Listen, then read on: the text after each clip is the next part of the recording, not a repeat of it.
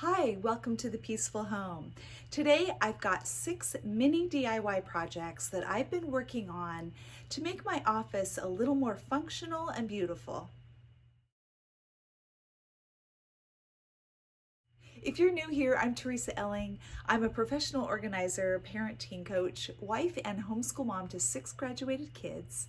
And I have been working on our upstairs master suite. I just completed my husband's music studio. I've moved my office to this small room at the top of the stairs.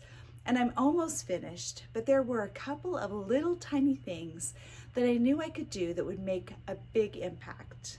Project number 1 is this bulletin board behind me. Now, all I did was hunt for a frame at a thrift store. I covered a piece of foam board with burlap and I brought it around to the back, put it inside the frame, and fastened it closed. And it just makes a really great bulletin board. And it's much nicer. I love this frame. I think the detailing on it is absolutely beautiful. And it gives me a space where I can put up inspiration pieces or reminders. And it's right at my fingertips here on my desk. And I think it looks beautiful. Number 2 is ridiculously simple. When I was putting up these things on the bulletin board, I just had the clear push pins from the dollar store. And I decided to go ahead and paint those. So I just took them outside, pushed them into a piece of cardboard, gave them a couple coats of spray paint, and this beautiful gold I think is a perfect addition. It's just a little bit more of an elegant touch, just something else that is pretty to the eye rather than that cheap clear plastic. Number 3 was not in my original plan, but as soon as I got my computer set up and I saw all the cords hanging down on the back of my desk, I knew I had to cover that up. It was going to drive me crazy. Things like that really do draw your eye, and that is what we call visual clutter. It just feels like a mess all of the time. It's not soothing. So what I decided to do was just go through my fabric stash. I picked an old linen sheet that I thrifted. I sewed a pocket in the back so a rod could be inserted. And normally I would use a spring rod, kind of like a shower curtain rod, but smaller. And that would have worked great, but I didn't have one. And I didn't want to go to the store. I wanted the project done right away. I had 2 3M hooks that I just fastened to the side, and the rod is just sitting right on top of the hooks. It worked perfectly.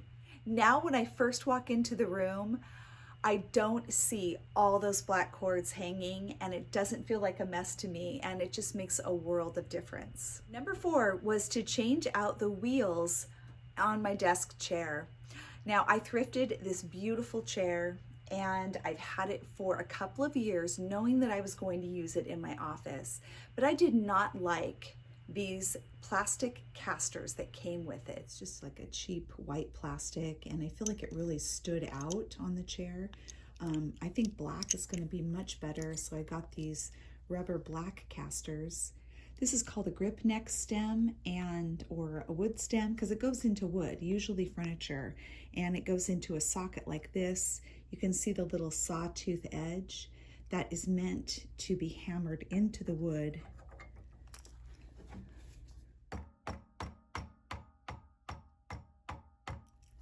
And then this slips right inside, and there you go.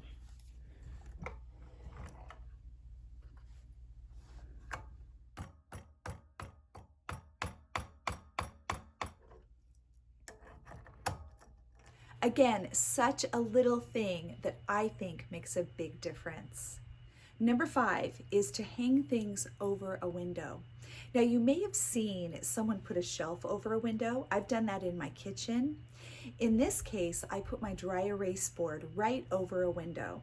Now, part of the problem with this room is that 3/4 of it is windows. There is one half wall that is available, and I've decided to put a painting up there. So there was nowhere for my dry erase board. I decided just to go ahead and fasten it over the window. And for the most part, this curtain will probably be closed, but I do have the option of opening it behind the board if I'd like. This isn't exactly traditional, but I think it works. And number 6, I had this beautiful ficus tree. I've had it for years, and it has just sat in this galvanized bucket in the container that it came in. And it's not that hideous, but I thought I really could improve it by adding some moss around it. So I'm going to show you what I did. First off, this plant really needed a shower. I like to take my larger plants outside and use the spray nozzle on the hose to get rid of all the dust. I also use this time to do a little bit of pruning of some dead branches and some that were growing in a way I didn't think it would be best long term. Then I took the plant and I grabbed some filler. Now you can use bubble wrap, old newspaper. I happen to have an old shower curtain I was getting rid of. So I folded it up, wrapped it around, and then began to tuck in the top so that it was equal with the level of the plastic pot. You'll have to decide what kind of topping you want to put on your plant. I thought about Spanish moss, but I really wanted something green, so I chose this sheet moss.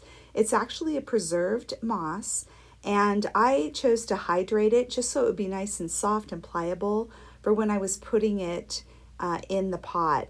And it worked really well. It laid down nice and flat. I was able to kind of maneuver it and fill in holes, and it worked beautifully.